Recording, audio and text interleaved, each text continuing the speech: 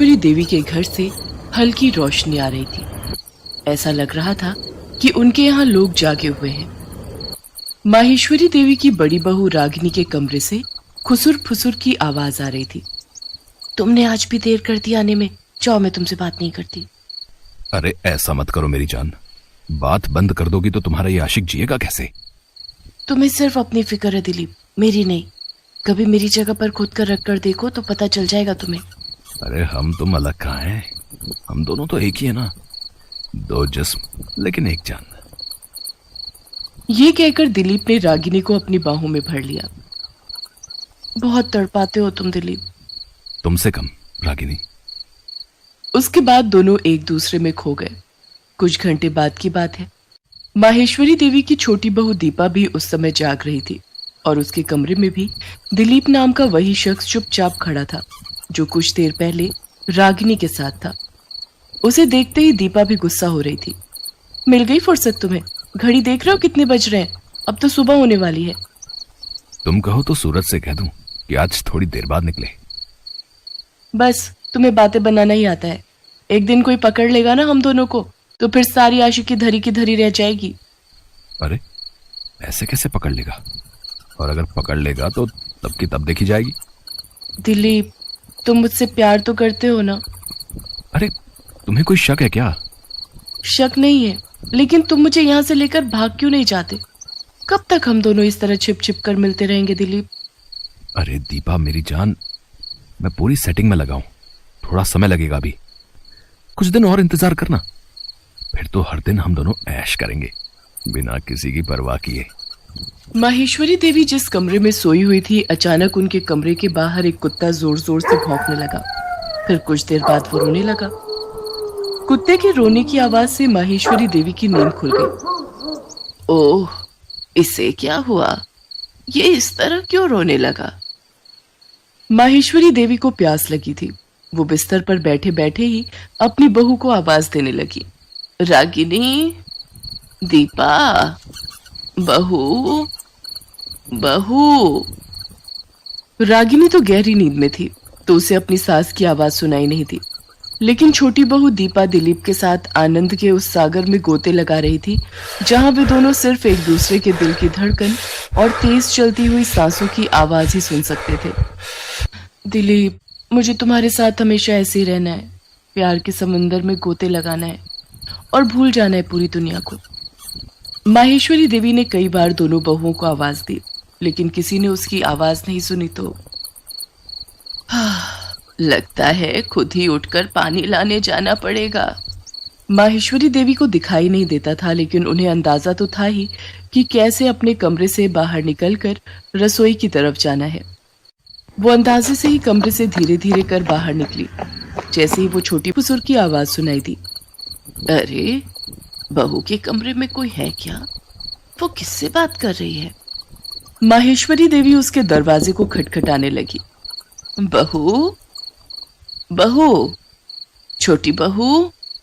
अचानक दीपा का ध्यान अपनी सास की आवाज पर गया और उस आवाज को सुनकर उसका दिल जोर जोर से धड़कने लगा। अरे, ये अंधी बुढ़िया कब जग गई? दिलीप, तुम चुपचाप रहना, मैं संभालती हूँ मोर्चा। मैं बुढ़िया से बातें करूंगी, तुम पीछे से निकल जाना। वो तो अंधी है, उसे कुछ पता नहीं चलेगा। दीपा ने दरवाजा खोला और दिलीप पीछे से निकल गया। क्या हुआ माँ जी, आप दरवाजा क्यों पीट रही हैं? तुम्हारे कमरे में कोई है क्या दीपा? तुम किससे बातें कर रही हो? मैं और बातें? क्या माँ जी, आप ये क्या कह रही हैं? मैं तो अकेली हूँ अपने कमरे में। मैं भला किससे बातें करूंगी? लगता है आपने कोई सपना देखा है। सपना? सपना तो नहीं था। अच्छा छोड़ो, सुनो, थोड़ा पानी पिला दो ना। आप रुकिए, मैं ला देती हूँ। लेकिन कितनी बार आपको कहा है कि आपको कोई जरूरत हो तो आप मुझे आवाज दे दिया करिए।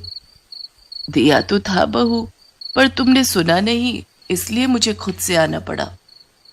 माहेश्वरी देवी के दो बेटे रमेश और निरंजन विदेश में नौकरी करते थे।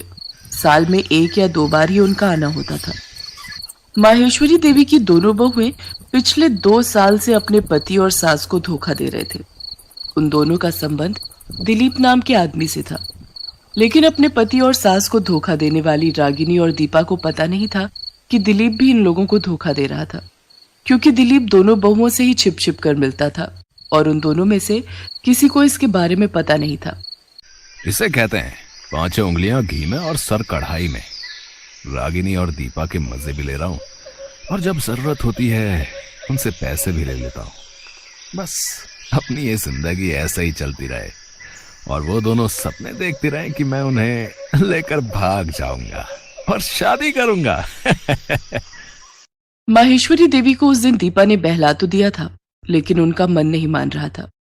अब वो बेचारी देख तो सकती नहीं थी, लेकिन वो कहते हैं ना, जो देख नहीं सकते उनके पास मन की आंखें होती हैं और मन की आंखें साधारण आंखों से कई गुना ज्यादा देख सकती हैं। कुछ तो गड़बड़ है, लेकिन क्या, ये मैं समझ नहीं पा रही हूं। बहू ने उस दिन झूठ बोला, ये तो पक्का है। उस दिन के बाद माहेश्वरी देवी रात को और ज्यादा अलर्ट रहती और हर दिन उसे लगता कि रात को उस घर में कोई आता जरूर है। मुझे ऐसा सोचना तो नहीं चाहिए, लेकिन लगता है कि मेरी छोटी बहू किसी गलत राह पर है। एक रात की बात है, दिलीप दीपा के साथ उसके कमरे में था।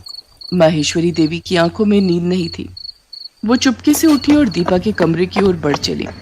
उसने दीपा के दरवाजे पर कान लगाया तो उसे फिर से किसी पुरुष की आवाज उसके कमरे से आई। मेरा शक बिल्कुल सही था, जरूर कोई गैर पुरुष मेरे घर में है। माहेश्वरी ने जोर जोर से दरवाजा पीटना शुरू कर दिया। इस बार दरवाजा पीटने के कारण बड़ी बहू रागिनी की भी नींद खुल गई।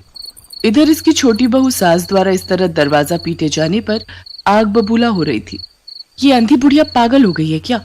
कहीं इसके इस तरह दरवाजा पीटने से रागिनी दीदी की नींद ना खुल जाए। अगर उसकी नींद खुल गई तो फिर लेने के देने पड़ जाएंगे। दिलीप, मैं जल्दी से दरवाजा खोलती हूँ, तुम पीछे से निकल जाना। मेरी अंधी सास को कुछ पता नहीं चलेगा। दीपा ने दरवाजा खोला और दिलीप को भागने का इशारा किया, लेकिन माहेश्वरी को पता लग गया कि कोई भाग रहा है। उसने उसका कॉलर पकड़ लिया और जोर जोर से चीखने लगी, बहू बहू, देखो देखो, ये कोई आदमी तुम्हारे कमरे से निकलकर भागने की कोशिश कर रहा है। पकड़ो, इसे पकड़ो। दिलीप अपने गिरेबान छुड़ाने की कोशिश तो पूरी कर रहा था, लेकिन माहेश्वरी ने कस के उसका गिरेबान पकड़ रखा था। इतनी देर में अपनी सास की आवाज सुनकर रागिनी भी बाहर आ गई और जब उसने देखा कि उसकी सास ने दिलीप का गिरेबान पकड़ रखा है तो उसके दिल की धड़कन तेज हो गई। माँ जी, ये कौन है? ये तो छोटी बहू ही बताएगी। ये आदमी हर रोज इससे मिलने आता है। नहीं नहीं नहीं दीदी, मैं इस आदमी को तो जानती भी नहीं, मैं तो इसे पहली बार देख रही हूँ। वे बातों में उलझे हुए थे कि तभी दिलीप ने भागने की कोशिश की, लेकिन इस बार रागिनी ने उसका गिरेबान पकड़ लिया। दिलीप, क्या कर रहा था तू दीपा के कमरे में? बोल बोल, क्या कर रहा था? ये उसी से पूछ लो क्या कर रहा था, और उससे क्या तो खुद से पूछ ले। जो तेरे साथ करता हूँ वही इसके साथ भी करता हूँ। ये बात सुनकर दीपा का भी माथा ठनका। रागिनी और दीपा को समझ आ गया था कि दिलीप नाम का ये आदमी उन दोनों का गलत फायदा वैसे ही उठा रहा है जैसा फायदा वे दोनों अपनी अंधी सास का उठा रहे हैं। क्या तुम दोनों बहुएं इसे जानती हो? ये क्या कह रहा है? लेकिन दोनों बहुओं ने अपनी सास की बातों का कोई जवाब नहीं दिया, उल्टा दिलीप की जमकर पिटाई कर दी। अरे क्यों मार रही है मुझे? छोड़ो, तुम दोनों ही तो मुझे बुलाती थी तो मैं आता था। अब सती सावित्री बनने का ढोंग कर रही हो। इस अंधी बुढ़िया का फायदा तुम दोनों उठा रहे थे, तो ये पिटाई तुम्हें भी तो मिलनी चाहिए, सिर्फ मुझे क्यों? दिलीप ने माहेश्वरी के सामने दोनों को खूब भला बुरा कहा, जिसे सुनकर माहेश्वरी ने एक थप्पड़ उसे खींचकर मारा। चुप चुप रह और अपनी बकवास बंद कर और कान खोल कर सुन। अगर और एक शब्द भी तुमने मेरी बहुओं के लिए बुरा बोला तो तुझे यहीं मारकर पीछे गाड़ देंगे। वो मेरी बहुएं हैं, मेरे परिवार का सम्मान है, इज्जत है मेरे परिवार की। वो कोई बाजारू औरत नहीं जो तुम उन्हें कुछ भी बोलो। सुन, यहाँ से जितनी जल्दी हो सके निकल जा, नहीं तो पुलिस को बुलाकर चोरी का मुकदमा दर्ज कराऊंगी। दिलीप वहां से भाग खड़ा हुआ। माहेश्वरी देवी सारा सच जान चुकी थी, फिर भी दोनों बहुओं की तरफदारी कर रही थी। इसे देख दोनों बहुओं को अपनी गलती का एहसास हो गया। हमें माफ कर दीजिए माँ जी, हम भटक गए थे। हाँ माँ जी, हमसे भारी भूल हो गई थी। हमने आपके विश्वास को चकनाचूर किया और गलत राह पर निकल गए। तुम दोनों को अपनी भूल का एहसास हो गया, यही सबसे बड़ी बात है। लेकिन बहुओं, इस बात की चर्चा आज के बाद इस घर में कोई नहीं करेगा। मैं नहीं चाहती कि जिंदगी में हुई इस भूल के पन्ने को तुम कभी याद करो। हाँ, इससे सबक जरूर सीखो। माहेश्वरी देवी की बातों को सुनकर दोनों ने उन्हें